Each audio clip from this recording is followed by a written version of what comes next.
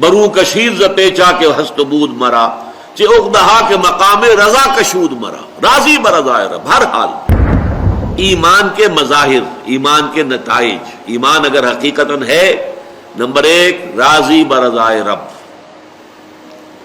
رضائے رب پہ راضی رہے. یہ حرف آرزو کیسا، اسی کو اقبال نے کہا ہے برو کشیر ز پیچا کے ہست بود مرا چے اقدہا کے مقام رضا کشود مرا راضی برضائے رب ہر حال. نمبر دو، اعمال جو بھی صادر ہوں وہ سانچے میں ڈھلے ہوئے ہوں اطاعت خداوندی اور اطاعت رسول کے. نمبر تین، توکل صرف اللہ پر ہو، بھروسہ کسی شے پر نہ ہو، مادی وسائل پر نہ، اپنی طاقت پر نہ، اپنی ذہانت پر نہ، اپنی فطانت پر نہ، اپنی صلاحیت پر. حتی الامکان کوشش کرو، لگے رہو، وسائل کو استعمال کرو، محنت کرو، لیکن نتیجے کے لیے جان لو کہ وہ اللہ کے ہاتھ میں ہے.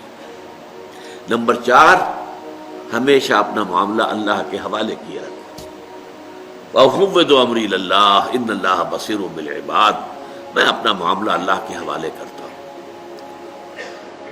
تو میں نے جیسا کہ عرض کیا، تم اللہ کے ہو جاؤ، اللہ تمہارا ہو جائے گا. من کان للہ کان اللہ لہ. اور پھر ظاہر بات ہے اللہ جس کا ہو جائے اب اسے کسی اور کی کیا ضرورت باقی رہ جائے. یہ ہیں وہ ثمرات جو ایمان کے ایک انڈیویجول کی حیثیت سے پیدا ہونے چاہیے.